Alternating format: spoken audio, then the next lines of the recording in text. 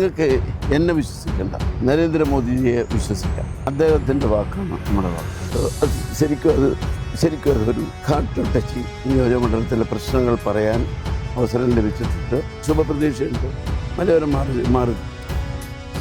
നമസ്കാരം. സ്ഥാനാർത്ഥിക്കൊപ്പം എന്ന പരിപാടിയിൽ ഇന്ന് നമ്മുടെ കൂടെ പൈലി വാത്തിയാടാണ്, NDA പേരാവൂർ മണ്ഡലം സ്ഥാനാർത്ഥി. നമസ്കാരം സർ. നമസ്കാരം സർ. ഇനിയാകെ കുറച്ച് ദിവസങ്ങൾ മാത്രമേ ഉള്ളൂ പോളിംഗ് ബൂത്തിലേക്ക്. എന്ത് തോന്നുന്നു? ശരിക്കും ആത്മവിശ്വാസത്തോടെയാണ് ഞാൻ ഈ ഇലക്ഷനെ ഫേസ് ചെയ്തുകൊണ്ടിരിക്കുന്നത്. ഏറ്റവും പ്രധാനപ്പെട്ട ഒരു അംഗീകാരം എന്ന് പറഞ്ഞാൽ NDAയുടെ പ്രവർത്തകർ ഇത്ര ശക്തമായിട്ടൊരു കാലത്തും ഫീൽഡിൽ ഇറങ്ങിയിട്ടില്ല. അതുകൊണ്ട് തന്നെ കൃത്യമായിട്ട് വിജയസാധ്യത ഉണ്ട് എന്ന് പറയുന്നത് വെറുതെ ഒരു ഫ്ലാപ്പ് പറയുന്നതല്ല. ശരിക്കും മറ്റു രണ്ട് സ്ഥാനാർത്ഥികളും നമ്മളെ സംബന്ധിച്ചിടത്തോളം അവരെ സംബന്ധിച്ചിടത്തോളം നമ്മളൊരു ചെറിയ ഒരു സ്ഥാനാർത്ഥിയാണ്. പക്ഷേ നമുക്കൊരു ജനങ്ങളുടെ മുന്നിൽ നമുക്ക് ഈ നിയോജകമണ്ഡലത്തിലെ പ്രശ്നങ്ങൾ പറയാൻ അവസരം ലഭിച്ചിട്ടുണ്ട്. അതവർക്ക് ബോധ്യപ്പെട്ടിട്ടുണ്ട്. ഇതിനെല്ലാം പ്രധാനപ്പെട്ട കാരണം മോദിജി എന്ന ഐക്കോൺ ജനത്തിൻ്റെ ഹൃദയത്തിൽ എന്നോട് ഹൃദയം തൊട്ട് പറഞ്ഞത് മോദിജി വന്നതിന് ശേഷമാണ് എനിക്ക് ഇത്തവണ ഇത്ര രൂപ കിട്ടി മോനെ എന്ന് പറയുന്ന ഒരു ഹൃദയത്തിൻ്റെ ഭാഷയുള്ളത്. അത് വോട്ടായി മാറുകയാണെങ്കിൽ ചരിത്രം വഴിമാറുന്ന ഒരു സംഭവത്തിലോട്ട് വരും. എങ്കിലും NDAക്ക് വേണ്ടിയിട്ടുള്ള പോരാട്ടം അത് എൻ്റെ ആഗ്രഹത്തേ ഉള്ളൂ. വിജയം മാത്രമാണ് ലക്ഷ്യമെങ്കിലും NDAക്ക് വേണ്ടി ഈ മണ്ണിൽ ഫൈറ്റ് ചെയ്യുക. അപ് ടു ലാസ്റ്റ് എഫർട്ട്, ഇലക്ഷൻ്റെ ആ ലാസ്റ്റ് മിനിറ്റ് വരെ NDAക്ക് വേണ്ടി പോരാടുക. ആ പോരാട്ടം അതിലൊരു ദൈവത്തിൻ്റെ ഒരു കയ്യൊപ്പുണ്ട്. ആ കയ്യൊപ്പ് മോദിജിയുടെ പ്രാർത്ഥനയാണ്. അത് നമ്മൾ വിശ്വസിക്കുന്നു. ഈ മണ്ഡലത്തിൽ കൃത്യമായ വികസന പ്രവർത്തനങ്ങൾ എത്തിയിട്ടുണ്ടോ? ഇതിൽ ഇന്നലെ വൈകുന്നേരം പെരുമ്പുനയിൽ വെച്ച് ഒരു ബിജു കുര്യൻ ജേക്കബ് എന്നോട് ചോദ്യം ചോദിച്ചു. നിൽക്ക്, ഞങ്ങൾ പറഞ്ഞതിന് ഉത്തരം പറഞ്ഞിട്ട് നിങ്ങൾ പോയാൽ മതി. നിങ്ങൾ ജയിക്കും. നിങ്ങൾ ജയിച്ചു വന്നാൽ ഈ വന്യമൃഗശല്യത്തിന് എന്ത് പരിഹാരമാണ് ചെയ്യുന്നത്? ഞങ്ങൾ 4 കിലോമീറ്റർ സോളാർ വേലി ഞങ്ങൾ സ്വന്തം ചെയ്തിട്ടാണ് ഞങ്ങളുടെ വസ്തു സംരക്ഷിക്കുന്നത്. അപ്പോൾ ഞാൻ അതിന് പറഞ്ഞ മറുപടി ഒന്നേ ഉള്ളൂ. നിങ്ങൾക്ക് എന്നെ വിശ്വസിക്കേണ്ട, നരേന്ദ്രമോദിജിയെ വിശ്വസിക്കാം. അദ്ദേഹത്തിൻ്റെ വാക്കാണ് നമ്മുടെ വാക്ക്. NDA എന്ന് പറഞ്ഞാൽ അതിൽ നിന്ന് പുറകോട്ട് പോകുന്ന പ്രശ്നം NDAയുടെ ഭാഗത്തില്ല. അപ്പോൾ ഈ NDA നിങ്ങളുടെ സോളാർ വേലി അല്ല, കേരളത്തിൻ്റെ വന്യമൃഗശല്യത്തിനുള്ള ശാശ്വത പരിഹാരം ഉണ്ടാക്കാൻ നരേന്ദ്രമോദിജിക്ക് ആകെ വേണ്ടത് ഒരു മാസത്തിൻ്റെ ഒരു തിങ്കിങ്ങാണ്, സ്റ്റഡി ടീമിൻ്റെ തിങ്കിങ്ങാണ്. അത് ചെയ്ത് കേരളത്തെ സുരക്ഷിതമാക്കാൻ, അതാണ് വികസിത കേരളത്തിൽ ഞങ്ങൾ ഉദ്ദേശിക്കുന്നത്. നിങ്ങൾക്ക് ധൈര്യമായിട്ട് മുന്നോട്ട് പോകാം. എന്നെ വിജയിപ്പിച്ചാൽ നിങ്ങളോടൊപ്പം നരേന്ദ്രമോദിജിയുടെ സംവിധാനവുമായിട്ട് നമുക്ക് ബന്ധപ്പെടുത്തി എങ്ങനെയാണ് ഡെവലപ്മെൻറ്റ് വരുന്നതെന്ന് നിങ്ങളെ കാണിച്ചു തരാൻ ഞങ്ങൾക്ക് കഴിയും. നിലവിലിപ്പം ആൾക്കാരെ കാണുമ്പോൾ എങ്ങനെയുണ്ട് പൊതുവെയുള്ള ഒരു ട്രെൻഡ്? ഒരു കാര്യം എന്താണെന്ന് പറഞ്ഞാൽ, ഞാൻ 3-4 ഇലക്ഷനിൽ നിന്ന്, പഞ്ചായത്ത് ഇലക്ഷനിലൊക്കെ നിന്ന എൻ്റെ ഒരു അനുഭവത്തിൽ എന്ന് പറയുന്നത്, അവരുടെ ഐ കോണ്ടാക്റ്റിൽ അവരുടെ മുഖത്ത് വിരിയുന്ന ആ സന്തോഷവും അവരുടെ ഐ കോണ്ടാക്റ്റും കൂടി കാണുമ്പോഴറിയാം ഇവർ നമ്മളെ പറ്റിക്കുന്നതാണോ, അല്ലെങ്കിൽ ഇവർ നമ്മളോട് യഥാർത്ഥ സ്നേഹമുള്ളവരാണോ. സത്യത്തിൽ ഈ പോയ വഴികളിൽ മുഴുവൻ വീട്ടമ്മമാരും അവരെല്ലാം നമുക്ക് തന്നിട്ടുള്ളത് കോൺഫിഡൻറ്റ് ലെവൽ വർദ്ധിപ്പിക്കാനുള്ള രീതിയിൽ തന്നെയാണ്. അവരെല്ലാം ഒരു ചോദ്യം, ഇത്തവണ നിങ്ങൾ വോട്ട് കൂട്ടും, പക്ഷേ അടുത്തവണ നിങ്ങൾ കേരളം ഭരിച്ചേ പറ്റൂ. അപ്പം മറുചോദ്യം നമ്മൾ ചോദിക്കുന്നത്, ഇത്തവണ കേരളം ഭരിച്ചേ പറ്റൂ എന്ന് നിങ്ങൾ പറഞ്ഞ 5 വർഷം നിങ്ങൾക്ക് നഷ്ടപ്പെടുമല്ലോ. അതുകൊണ്ട് ഏതായാലും ഞങ്ങൾ ഇത്തവണ നിങ്ങൾക്ക് വോട്ട് ചെയ്യും. ഇനി എന്തും സംഭവിക്കട്ടെ. ഏതായാലും മോദിജിക്ക് കൊടുക്കുന്ന വോട്ട് ഈ രാജ്യത്തിൻ്റെ വോട്ടായിട്ട് നമ്മൾ കാണും. മോദിജി രാജ്യത്തിൻ്റെ ഐക്കോണിക് ഫിഗറായി മാറിക്കൊണ്ടിരിക്കുക. മോദിജി ട്രെൻഡ് യഥാർത്ഥത്തിൽ എല്ലാ മനുഷ്യരുടെയും മനസ്സിലുണ്ട്. പിന്നെ സങ്കുചിതമായ ഈ ഇടത് വലത് രാഷ്ട്രീയത്തിൽ കഴിഞ്ഞ 70 വർഷം കെട്ടപ്പെട്ട് കിടക്കുന്നവർ അതിൽ നിന്ന് വിമോചിതരാകാനുള്ള ആ ഒരു ശരിയായ ഒരു ഒരു ശ്രമമാണ് ഇപ്പോൾ നടക്കുന്നത്. പ്യൂപ്പയിൽ നിന്ന് ഇത് പുറത്തു ചാടാൻ വേണ്ടി കഴിക്കുന്ന അതേ അവസ്ഥയായിപ്പോൾ അതിൻ്റെ വിഷമങ്ങളുണ്ട്. പരിചേട്ടൻ ജയിച്ചു വന്നിട്ടുമ്പോൾ ഈ മണ്ഡലത്തിൽ ചെയ്യാൻ പോകുന്ന പദ്ധതികൾ എന്തൊക്കെയായിരിക്കും? ഇപ്പോൾ ഏറ്റവും പ്രധാനപ്പെട്ട ഇഷ്യൂ നമ്മുടെ വന്യമൃഗശല്യം തന്നെ. വന്യമൃഗശല്യത്തിന് ഒരു ശാശ്വത പരിഹാരം ഒരു സയൻറ്റിഫിക് സ്റ്റഡിയിലൂടെ എന്ന് പറഞ്ഞാൽ സെൻട്രൽ ഗവൺമെൻറ്റിൻ്റെ സഹായത്തോടെ ഒരു സയൻറ്റിഫിക് സ്റ്റഡി നടത്തി വനത്തിൻ്റെ ഉള്ളിൽ മൃഗങ്ങൾക്ക് ഭക്ഷണമില്ല. ഈ ആറുകളൊക്കെ ഈ മണ്ഡലത്തിൽ അതെ അതെ അതെ വനത്തിൻ്റെ ഉള്ളിൽ മൃഗങ്ങൾക്ക് ഭക്ഷണമില്ല. മുഴുവൻ തേക്ക് പ്ലാന്റേഷൻ വെച്ചേക്കുക. ഈ തേക്ക് പ്ലാന്റേഷൻ്റെ ഇടയ്ക്ക് ഈ ഒരു പുല്ലുപ്പൊടി പോലും മുളയ്ക്കില്ല. അപ്പോൾ വനത്തിൽ ശാസ്ത്രീയമായ ഒരു പഠനം നടത്തി സെഗ്മെൻ്റായി തിരിച്ചുകൊണ്ട് വനത്തിൽ ഇത് ചെയ്യും. രണ്ടാമത്തെ പ്രശ്നം ചുരം രഹിത പാതയാണ്. ചുരം രഹിത പാത എന്ന് പറഞ്ഞു കഴിഞ്ഞാൽ കണ്ണൂർ ജില്ലയുടെ തന്നെ വികസനത്തിനൊരു ഹബ്ബായി മാറുന്ന ഒന്നാണ് ഈ ചുരം രഹിത പാത. ഫോറസ്റ്റിലൂടെ കടന്നു പോകുന്ന റോഡാണ്. ഒരു 50 വർഷം മുമ്പ് അതിന് നിയമപരമായിട്ട് ആ റോഡിന് അംഗീകാരമുണ്ട്. പക്ഷേ പലരും തട്ടി കിടക്കുകയാണ്. ഒരു സൈക്കിളിൽ ചവിട്ടി കയറി മുകളിൽ പോവുക.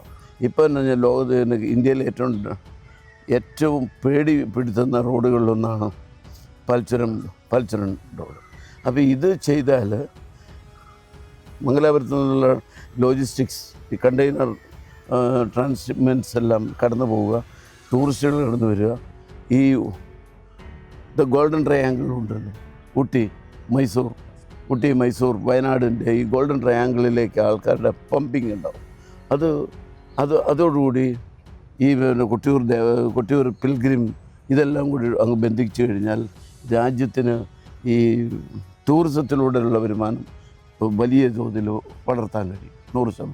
പേരാവൂർ മണ്ഡലത്തിലോടുള്ള ഇത് ഒരു നൊസ്റ്റാൾജിയ എന്ന് പറഞ്ഞാൽ ഞാൻ ജനിച്ചു വളർന്ന ഈ മണ്ണിൽ അന്നുള്ള പ്രശ്നങ്ങൾ ഇന്നുമുണ്ട്. അപ്പോൾ ഈ പ്രശ്നങ്ങൾ മാറിയേ പറ്റൂ. ആ പ്രശ്നങ്ങൾ ഇന്ന് മാറിയേ പറ്റൂ. ആ മാറണമെങ്കിൽ ഇനി ആർക്കും കഴിയില്ല. അത് മോദിജിക്കേ പറ്റുള്ളൂ. അത് മോദിജിയുടെ അടുത്ത് കുറച്ചൊരു ടീം വന്നു കഴിഞ്ഞാൽ അദ്ദേഹം അത് പഠിക്കാൻ ആളെ വിടുമ്പോൾ ഈ നാടിനെ പറ്റിയുള്ള വിഷയങ്ങൾ അത് കൂലങ്കഷമായി പഠിക്കും. പഠിച്ചു കഴിയുമ്പോൾ ഈ നാട്ടിൽ വികസനം മാറും. ഇവിടുന്ന് കടന്നുപോയ കുട്ടികളൊക്കെ തിരിച്ചു വരും. അപ്പോൾ ഇവിടെ തൊഴിലവസരങ്ങൾ വരും. ഇതിപ്പം തമിഴ്നാട് പോലെ തമിഴ്നാട്ടിലെ യുവാക്കൾ പഠിക്കുമ്പോഴേ മേക്ക് ഇൻ ഇന്ത്യ അല്ലെങ്കിൽ സ്റ്റാർട്ടപ്പ് പ്രോഗ്രാമിന് വേണ്ടിയിട്ടാണ് അവർ പഠിക്കുന്നത്. അവരുണ്ടാക്കുന്ന ഓരോ സ്റ്റാർട്ടപ്പുകളും രാജ്യത്തിന് മുതൽക്കൂട്ടാക്കുകയാണ്. കേരളത്തിലും ഈ ഒരു മാറ്റം അധികം താമസിക്കാതെ അങ്ങനെ ഒരു സിസ്റ്റത്തിലോട്ട് വരുമ്പോൾ എല്ലാവരും തൊഴിലും അവരൊരു ഓൺ ഉണ്ടാകുന്ന ഒരു സ്ഥിതി വരും. അപ്പോൾ അതിന് വേണ്ടിയിട്ടുള്ള ഒരു ചെറിയ പ്രവർത്തനത്തിൽ നമ്മളെ കഴിയുന്ന ഒരു ചെറിയ സഹായം ചെയ്യുക എന്നുള്ളത് മാത്രമേ ഉള്ളൂ. ഇന്ത്യയിലേക്ക് വരാൻ മോദി പ്രഭാവമാണോ കാരണം? അല്ല, ഇന്ത്യയിൽ എനിക്ക് അന്ന് കാര്യങ്ങൾ ശരിയാണെങ്കിലും ഈ തുഷാർ വീട്ടിൽ വന്നപ്പോൾ തുഷാറും പറഞ്ഞ വേടിതാണ്, നമ്മളൊരു ചെറിയ പാർട്ടി തുടങ്ങാൻ പോകുന്നേ ഉള്ളൂ. പക്ഷേ നമ്മൾ തുടങ്ങാൻ പോകുന്നത് മോദിജിയുടെ പവറിലാണ് നമ്മൾ തുടങ്ങുന്നത്. അതിനുമായിട്ടുള്ള എല്ലാ കാര്യങ്ങളും നമുക്ക് ചെയ്തിട്ടുണ്ട്. അപ്പോൾ അതുകൊണ്ട് നമുക്ക് ആ കൂട്ടത്തിൽ അങ്ങ് നിൽക്കുവാണെങ്കിൽ ലോകം അറിയുന്ന ഒരാളുടെ കൂടെ നിൽക്കും. അപ്പോൾ അതാണ് അതിൻ്റെ ഫ്രണ്ടിലെ മോട്ടീവ്. അപ്പോൾ ഞാൻ അതിൻ്റെ സ്റ്റേറ്റ് വൈസ് പ്രസിഡൻ്റായി. ഇപ്പോൾ നിലവിൽ BJPയുടെ ദേശീയ തലത്തിൽ കേരളത്തിൽ അറിയപ്പെടുന്ന എല്ലാ ലീഡേഴ്സിനും വലിയ ബന്ധമില്ലെങ്കിലും ഐ ടു ഐ കോണ്ടാക്റ്റിൽ അവർക്ക് എന്നെ അറിയാം. അപ്പോൾ അവരോടുള്ള ആ ബന്ധം, അവരുടെ ഇടപെടൽ അത് ശരിക്കും എന്നാന്ന് പറഞ്ഞു കഴിഞ്ഞാൽ ഈ പുതുകാലം വിട്ടുന്ന കോൺഗ്രസ്സുകാരുടെ കൂടെ നടക്കുമ്പോൾ അവർ നമ്മളെ പല സമയത്തും 2016 നിരുപാധികം ഒന്നുമില്ലാത്ത ഒരു മേഖലയിൽ അന്ന് ഞാൻ ഇവിടെ മത്സരിക്കുന്ന സമയത്തും എനിക്ക് വേണ്ടി അവർ ധാരാളം പാടുപെട്ടിട്ടുണ്ട്. ഇപ്പോഴും എന്നാന്ന് പറഞ്ഞു കഴിഞ്ഞാൽ സത്യം പറഞ്ഞ അക്ഷരാർത്ഥത്തിൽ ഞെട്ടിക്കുന്ന രീതിയിലാണ് RSSൻ്റെ ടീം നമുക്ക് വേണ്ടി ഹെൽപ്പ് ചെയ്യുന്നത്. അതിനെന്ന് പറഞ്ഞാൽ ഇപ്പോൾ രാവിലെ വിളിച്ച സാജു പറഞ്ഞ ഒരു വാക്കുണ്ട്, നിങ്ങളുടെ പിള്ളേർ ഇവിടെ വന്നു. ഞങ്ങൾക്ക് വീർപ്പാട് സൈഡിൽ ഞങ്ങൾക്ക് കുറേ പാർട്ടി വർക്കേഴ്സ് ഉണ്ട്, പക്ഷേ അവരല്ല ചെന്ന ആരാന്ന് ചോദിച്ചപ്പോൾ മുഴുവൻ RSSൻ്റെ പിള്ളേരാണ്. അപ്പോൾ എന്നാന്ന് പറഞ്ഞാൽ മോദിജിയുടെ എഫക്റ്റ് അവരിലൂടെ അവരത് ആരാണെങ്കിലും ഇവിടെ എത്തിയിട്ടുണ്ട്. പിന്നെ ഏറ്റവും പ്രധാനം നമ്മുടെ കോൺഫിഡൻസ് ഇതേ ഉള്ളൂ. മോദിജി അവിടെ ഉള്ളിടത്തോളം കാലം നമുക്ക് നേരിട്ട് കണ്ട് സംസാരിക്കാൻ പറ്റില്ലെങ്കിലും നമ്മുടെ എന്ത്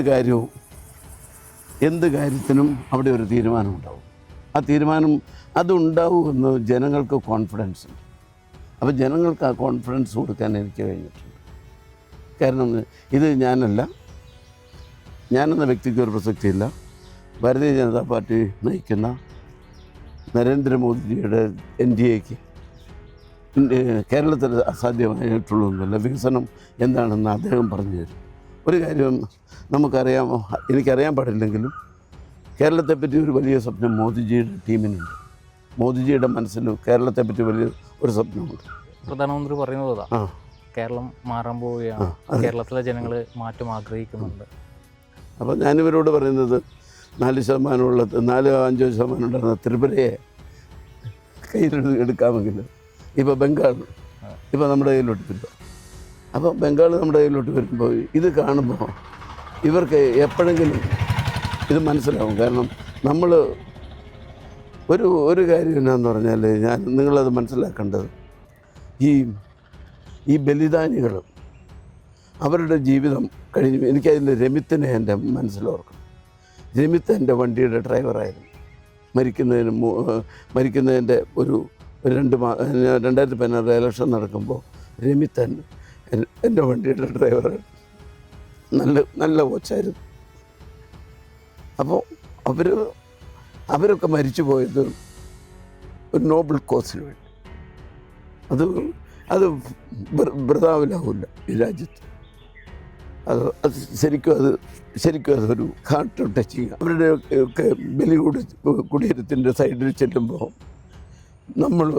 നമ്മളൊക്കെ വിചാരിക്കുന്നത്, പണ്ടൊക്കെ കോൺഗ്രസ്സുകാരനായിരുന്നപ്പോൾ RSS CPM ഏറ്റുമുട്ടില്ല. പക്ഷെ ഇവിടെ അതല്ല. അവരുടെ ജീവിതം രാജ്യത്തിന് വേണ്ടി കൊടുത്തു. അത് ഈ കോൺഗ്രസിൻ്റെ സംഘടനത്തിൽ മരിച്ചുപോയവരെ പോലെയല്ല. അവർ ആക്ച്വലി അവർ RSSൻ്റെ ശരിക്കും വർക്കേഴ്സായിരുന്നു. അവരുടെ വർക്കേഴ്സ് ആ വർക്കേഴ്സ് അവർ എന്തോ പഠിച്ചു.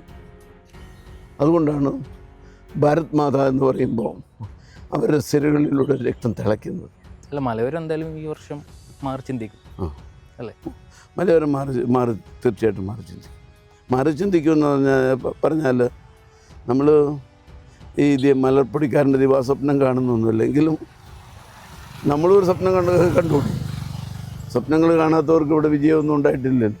നമ്മൾ സ്വപ്നം കാണുന്നു. രാജ്യമാറ്റത്തിൻ്റെ വക്കിൽ കേരളത്തിലും തുടങ്ങുന്ന കൂട്ടത്തിൽ കേരളത്തിൽ മഞ്ചേശ്വരത്ത്